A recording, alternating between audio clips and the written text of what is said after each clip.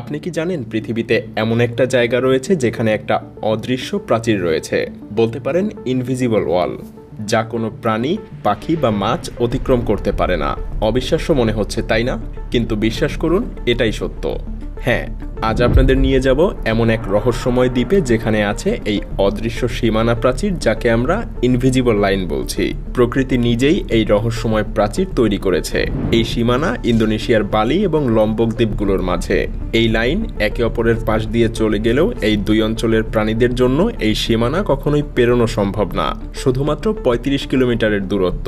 তারপরেও এই দুই অঞ্চলের প্রাণী এক পাশ থেকে অন্য পাশে যেতে পারে না। হ্যাঁ, এখানে এক অদৃশ্য শক্তি আছে যা কোনো প্রাণীকে এখানে আসতে বা চলে যেতে দেয় না, অর্থাৎ এই অদৃশ্য প্রাচীর অতিক্রম করতে দেয় না। কিভাবে? বুঝিয়ে বলছি। বালি এবং লম্বক দ্বীপগুলোর মাঝে একদিকে রয়েছে এক ধরনের প্রাণী, পাখি এবং মাছ, আর অন্যদিকে একেবারে ভিন্ন ধরনের প্রাণী, পাখি এবং মাছ রয়েছে। আপনি যখন বালি থেকে লম্বক পৌঁছাবেন তখন আপনি বুঝতে পারবেন যে যতটুকু ঘুরে দেখেছেন সবকিছুই মুহূর্তের মধ্যে বদলে গেছে। হ্যাঁ, যদি বালি থেকে লম্বক চলে যান, আপনি পুরো পরিবেশটাকেই আলাদা হয়ে যেতে দেখবেন। এবং এই রহস্যময় সীমানাটার সবথেকে অদ্ভুত বিষয় হলো, এটা শুধু মানুষ ছাড়া অন্য কোনো প্রাণী বা মাছের পক্ষে পার করা সম্ভব না। এমনকি একটা পাখিও উড়ে যেতে পারে না। আপনি নিশ্চয়ই ভাবছেন, এই ৩৫ কিলোমিটার দূরে এমন কি আছে যে প্রাণীরা একদিক থেকে আরেক দিকে যেতে পারে না? সত্যি বলতে, এই সীমানার পেছনে রয়েছে এক অদৃশ্য শক্তি, যা সবার অগোচরে পুরো পরিবেশকে একে অপরের থেকে আলাদা করে রেখেছে। আর এই অদৃশ্য প্রাচীরের রহস্য জানতে হলে আমাদেরকে ১৫০ বছর পেছনে যেতে হবে। কিভাবে এবং কেন এটা তৈরি হলো, আর কেনই বা এটা সম্ভব? চলুন একটু অতীতে ফিরে যাই। ১৫০ বছর আগে এক ব্রিটিশ গবেষক আলফ্রেড রসেল ওয়ালিস এই রহস্যময় লাইনটা আবিষ্কার করেছিলেন। তিনি জানতেন না যে তার এই আবিষ্কার একদিন পুরো পৃথিবীকে চমকে দিবে। আসলে ওয়ালিসের জীবনটাও ছিল অত্যন্ত নাটকীয়। ইংল্যান্ডের একটা সাধারণ পরিবারে জন্ম নেয়া আলফ্রেড ছোটবেলা থেকেই পড়াশোনায় আগ্রহী ছিলেন। তবে পরিবারের অভাব অনটন তাকে পড়াশোনা ছেড়ে তার বাবার সাথে, যিনি ছিলেন একজন কার্টোগ্রাফার অর্থাৎ মানচিত্রবিদ, তার সাথে যাত্রা করতে বাধ্য করেছিল। কিন্তু এই সিদ্ধান্তই ছিল তার জীবনের সবচেয়ে গুরুত্বপূর্ণ, এবং আমাদের পৃথিবীর জন্যও বটে। তিনি বিভিন্ন জায়গায় ভ্রমণ করা শুরু করেন, যেখানে তিনি প্রাকৃতিক পরিবেশের সঙ্গে পরিচিত হন এবং নানা ধরনের উদ্ভিদ, প্রাণী এবং পোকামাকড় সংগ্রহ করতে থাকেন। এভাবেই তিনি ১৮৫৪ সালে একদিন নৌকা নিয়ে ৩৫ কিলোমিটার দূরে লম্বক দ্বীপে চলে যান। আর সেখানে পৌঁছানোর পরে তিনি প্রথমবারের মতো উপলব্ধি করেন কিছু একটা অস্বাভাবিক ঘটছে। এখানে তিনি এমন সব প্রাণী দেখেন যেগুলো তিনি আগে কখনো দেখেননি। কোমোডো ড্রাগন, ক্যাঙ্গারু, কোয়ালা, এমন সব অদ্ভুত প্রাণী। এইসব প্রাণীগুলো কোথা থেকে এসেছে? কেন তারা বালি বা অন্যান্য দ্বীপে নেই? ওয়ালিস আর তার সঙ্গীরা বেশ অবাক হয়ে যান। এখানে তার কাছে এক বড় প্রশ্ন এসে দাঁড়ায়, কেন এই দ্বীপে এত বিচিত্র প্রাণী বসবাস করে? কিছু একটা শক্তি কাজ করছে, এটা সে বুঝতে পারছিল। তবে এই রহস্যময় পরিস্থিতি তাকে ভাবিয়ে তোলে। কিন্তু সমাধানটা আসতে আরো কিছুদিন সময় লাগে, এবং সেই সময়ের মধ্যে তাকে এমন এক অদ্ভুত রোগে আক্রান্ত হতে হয় যা তাকে এক জায়গায় বিশ্রাম নিতে বাধ্য করে।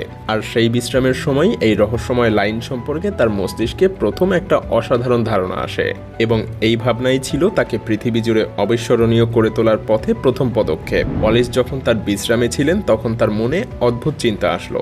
তিনি বুঝতে পারলেন এখানে যা ঘটছে তা কোনো সাধারণ বিষয় না। বালি এবং লম্বক দ্বীপের প্রাণী, পাখি এবং মাছের মধ্যে যে বৈচিত্র্য আছে তা কোনো সাধারণ বিষয় না। কিছু একটা বড় অদৃশ্য শক্তি তাদেরকে পৃথক করে রেখেছে। তবে কি সেই শক্তি? ওয়ালিসের মনে তোলপাড় শুরু হলো। ৩টা প্রশ্ন তার মনে ঘুরপাক খাচ্ছিল। প্রথমত, কেন এই দুইটা দ্বীপের প্রাণী একে অপরের সাথে মেলামেশা করে না? দ্বিতীয়ত, কেন পাখিরাও এই অদৃশ্য সীমা পার করতে পারে না? এবং তৃতীয়ত, দুই পাশের মাছেরা কেন এত আলাদা? একটা সময় ওয়ালিস মনে করলেন কিছু একটা রহস্যময় ব্যাপার ঘটছে, এবং তিনি তার পর্যবেক্ষণ দিয়ে একটা তত্ত্ব তৈরি করলেন। ওয়ালিস বললেন, বালি এবং লম্বক দ্বীপ একসময় একে অপরের সঙ্গে যুক্ত ছিল। বহু আগে, যখন পৃথিবী একেবারে আলাদা ছিল, তখন এশিয়া এবং অস্ট্রেলিয়া মহাদেশ একসাথে ছিল। কিন্তু যখন পৃথিবীর তাপমাত্রা বেড়ে যায় এবং সমুদ্রের পানি বৃদ্ধি পায়, তখন এই দুটো মহাদেশ আলাদা হয়ে যেতে থাকে এবং আলাদা হয়ে যায়। ওয়ালিসের থিওরি অনুযায়ী যে প্রাণীরা বালি দ্বীপে বসবাস করে তারা মূলত এশিয়ার প্রাণী, যেমন হাতি, বাঘ এবং আরও অনেক প্রজাতির প্রাণী। আর যারা লম্বক দ্বীপে থাকে তারা অস্ট্রেলিয়ার প্রাণী, যেমন ক্যাঙ্গারু, কোয়ালা এবং কোমোডো ড্রাগন। আর এই প্রাণীগুলো একে অপরের সঙ্গে মিশতে পারে না, কারণ তারা লাখ লাখ বছর আগেই আলাদা হয়ে গেছে, যখন পৃথিবী থেকে এক মহাদেশ ভেঙে নতুন দ্বীপ এবং সমুদ্র তৈরি হয়েছিল। এই তত্ত্বটা সেই সময়ে শুধু প্রাণীদের বৈচিত্র্যই ব্যাখ্যা করে না, বরং বৈজ্ঞানিক দৃষ্টিকোণ থেকেও পৃথিবীর সম্পর্কে আমাদের ধারণা বদলে দেয়। যদিও সেই সময়ের বহু বছর পরে আমরা এখন বিজ্ঞানের কল্যাণে জানতে পেরেছি যে আমাদের পৃথিবী কখনোই একরকম ছিল না। এটা একটা চলমান প্ল্যানেট, যেখানে মহাদেশগুলোর প্লেট টেকটনিক্সের মাধ্যমে ধীরে ধীরে একে অপরের থেকে বিচ্ছিন্ন হয়ে যাচ্ছে, আর এটা এখনো চলমান। তবে ওয়ালিসের কাজ ছিল আরও এক ধাপে গিয়ে। তিনি প্রমাণ করেছিলেন শুধু প্রাণীরা না, পুরো পরিবেশটাই আলাদা হয়ে গেছে।